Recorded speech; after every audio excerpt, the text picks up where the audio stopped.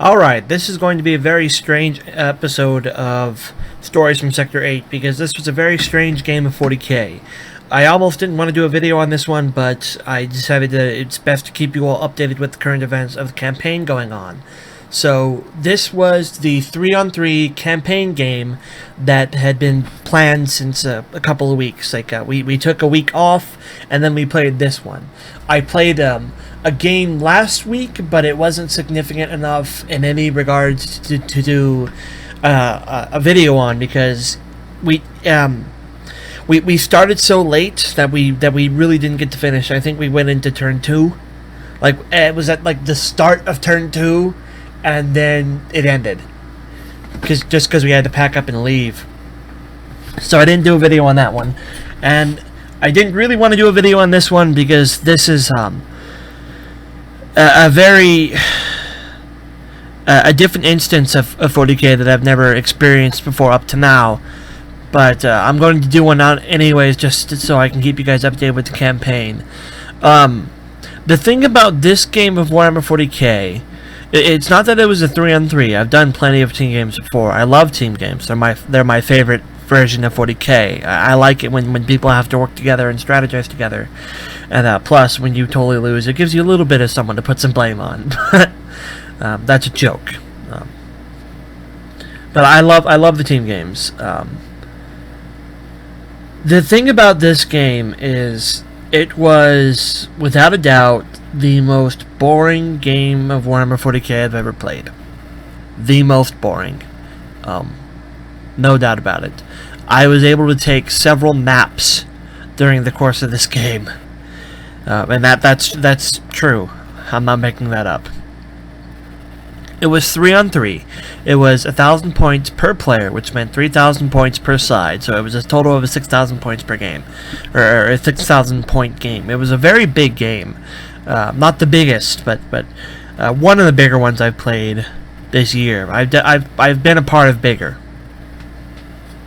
Hell, I think I've done a 3,000 point per player in a 1v1 before too. It was, of course, the two sides. It was me as Necrons with a Blood Angels player and a Tyranids player versus the Imperial Guard player, the Harlequins player, and the Chaos Space Marines player. And the Blood Angels player was using Angel's Blade, and the Chaos player was using Traitors Hate. So they're both using those new and very, very powerful supplement books. The thing about this game was it was based off the campaign in the book. So this was a special mission type that you won't find in the regular book. So I need to explain to that. There are buildings on the table, like actual fortifications, not bastions, but imagine a bastion. They were armor 13.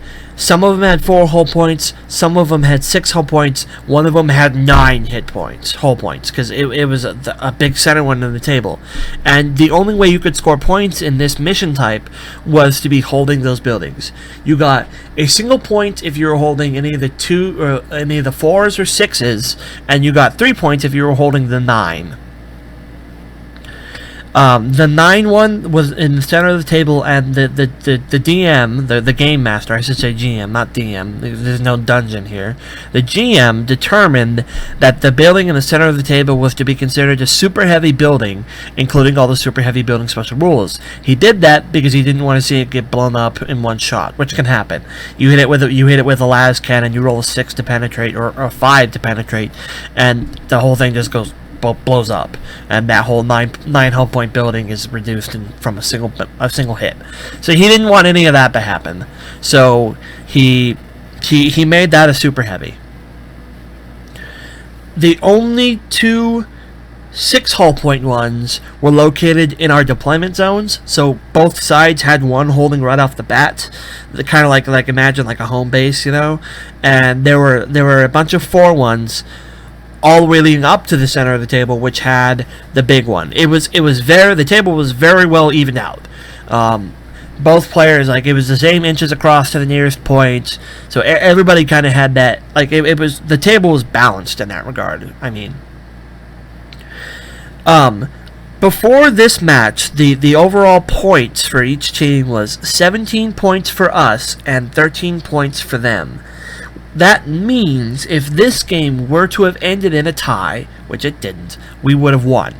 Because if it ended in a tie and nobody got points, the end of the round would have occurred and we would have still been ahead by 4 points. So we would have won. So, with that in mind, my side, especially me, went into this battle with the intention of destroying buildings rather than holding them. Because if we destroyed all the things that could be held, they couldn't score any points and we could win. We could make it a tie and win.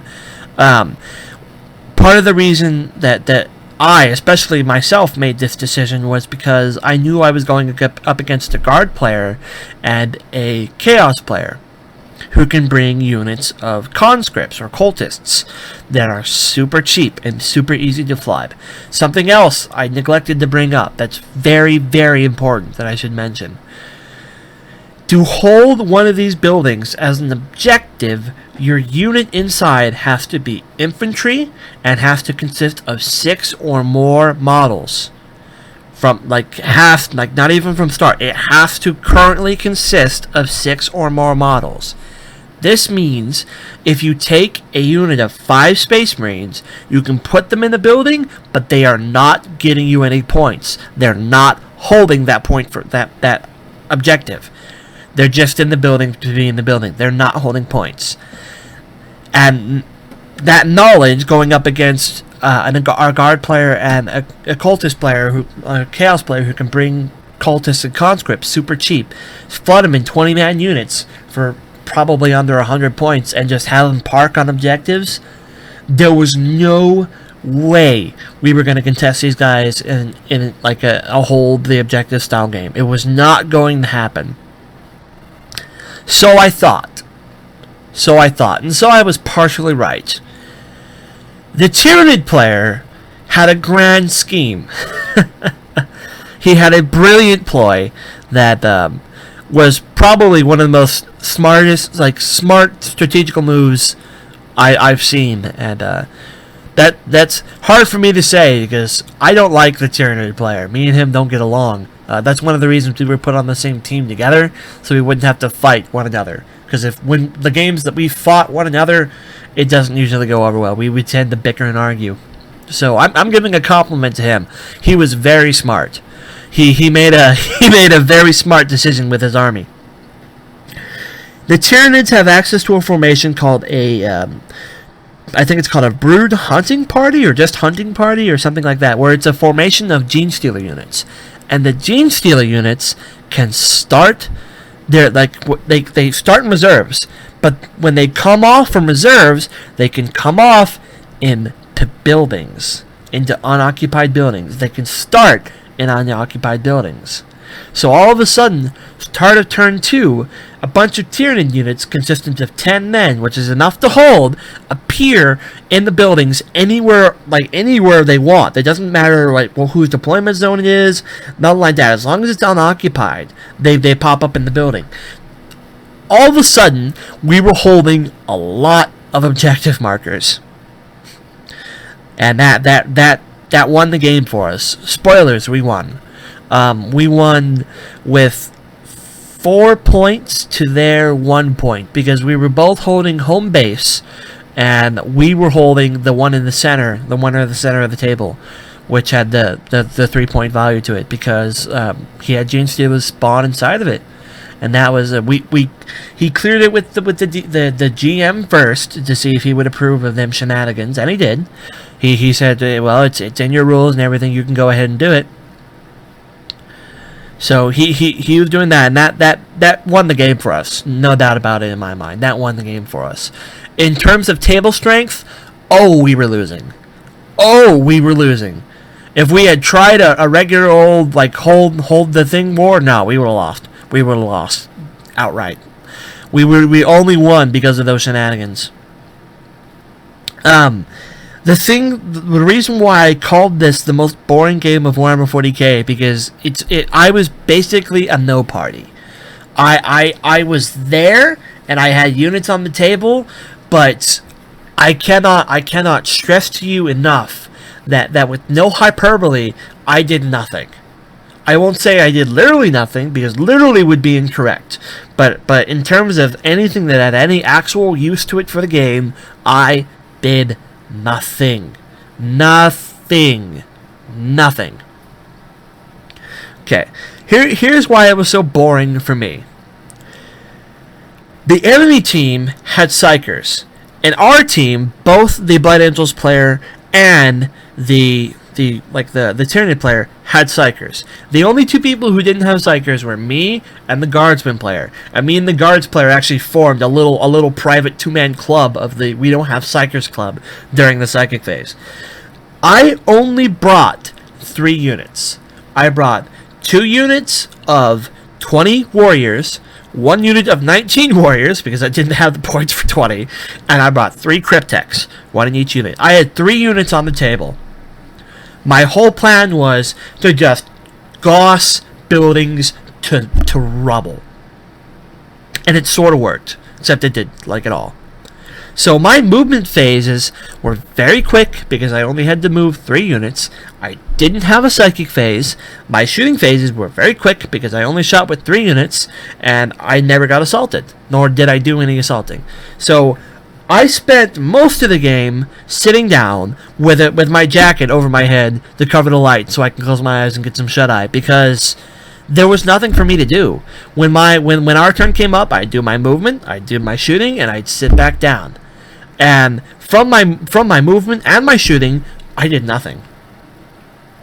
We won the initiative. They tried to steal but didn't, so we deployed first and went first. Turn 1, there are 2 buildings right in front of them. I immediately vape them both. Both buildings, 4 hull points, completely destroyed. I wanted to see, I wanted to test on these buildings how effective my plan was, and I got my answer. I'm like, I can totally destroy these buildings with my units. I've got this. This is going to be my plan. It works. And immediately, the 3 other players, I hear them, they're talking to each other, we need to focus on the Necron player, now. Because they know it's a bad thing that I'm vaping these buildings, and I showed them I can do it with ease. So my units moved forward 6 inches, vape 2 of the buildings, and my unit, I had a unit to the left, the right, and center. So I destroyed the building on the left, I destroyed the building on the right, and my unit in the center starts shooting the big center building. I don't destroy it. I never destroy it. I'm glad I did, because if I had destroyed it, we wouldn't have won the game. So I start shooting the big center building, but I don't. I glance it a couple times, but I don't take it out. That's basically what our turn 1 consisted of. The Blade Angels player put almost all of his points into a Terminator formation that was deep striking, so he didn't have a lot of strength on the table. And most of the Tyranids things were in reserve. So our turn 1 for shooting, we didn't kill anything. We didn't do any assaults either. All we did was wreck 2 buildings. We didn't hurt their army at all.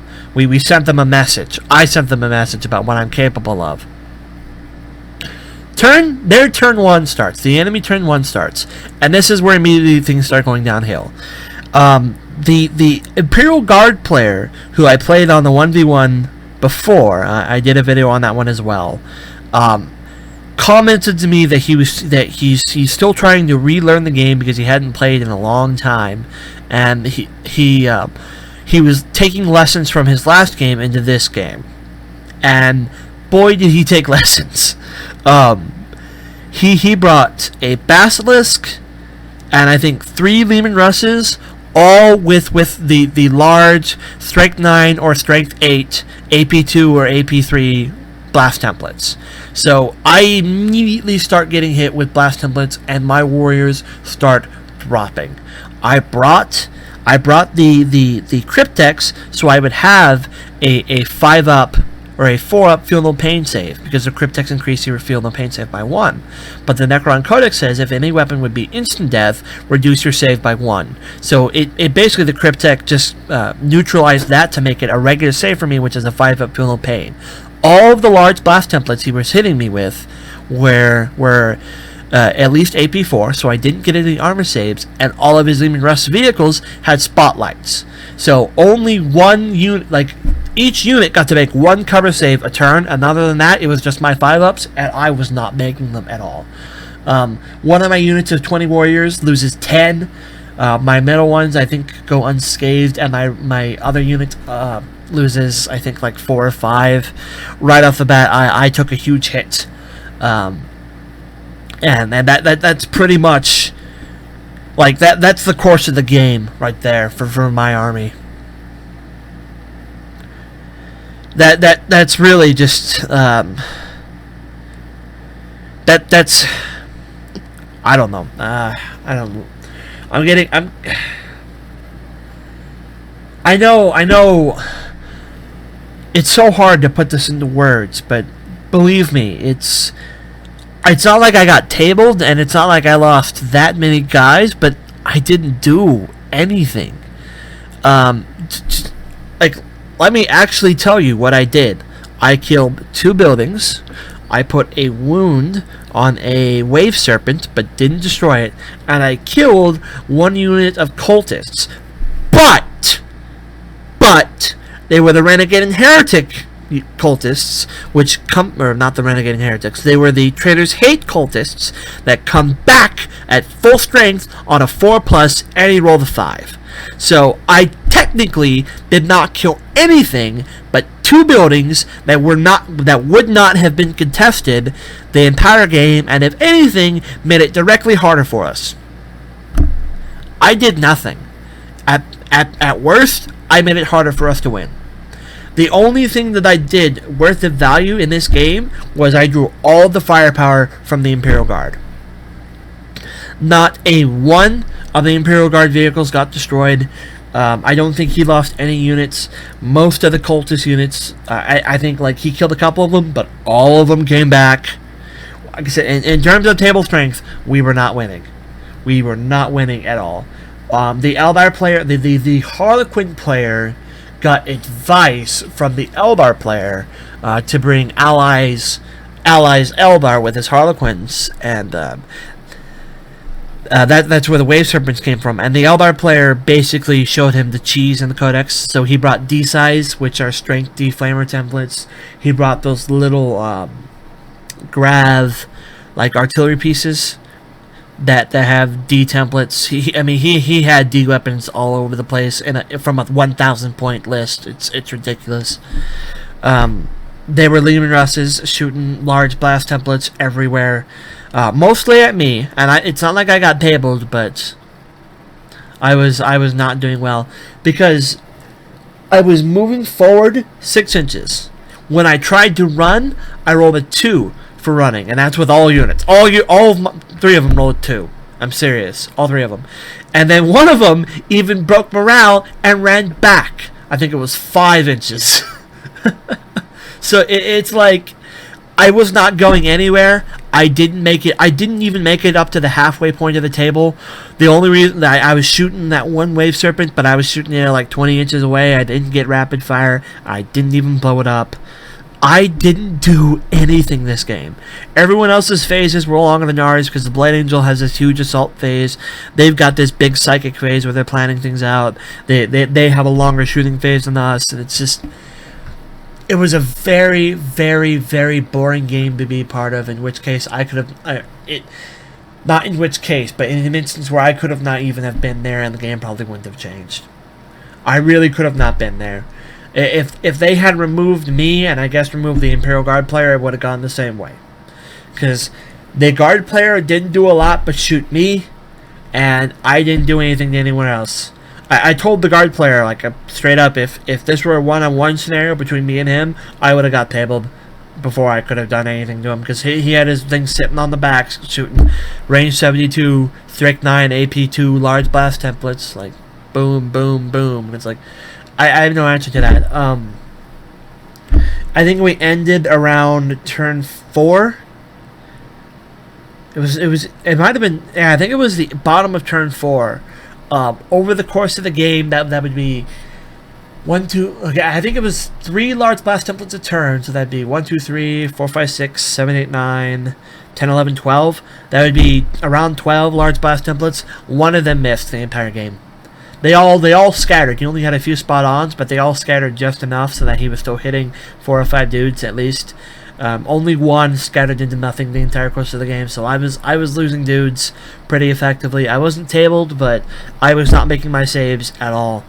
I when I was writing my list, I heed and hawed about taking some warriors out and adding chronometrons to my units, which would give them a 5-up invul against shooting attacks. I should have done it. Having a 5-up 5-up would have been better than just a straight 5-up. I would have had less warriors to begin with, but I didn't expect to lose warriors so quickly with a 4-up armor save, a cover save, and a field and pain save out of 4-up.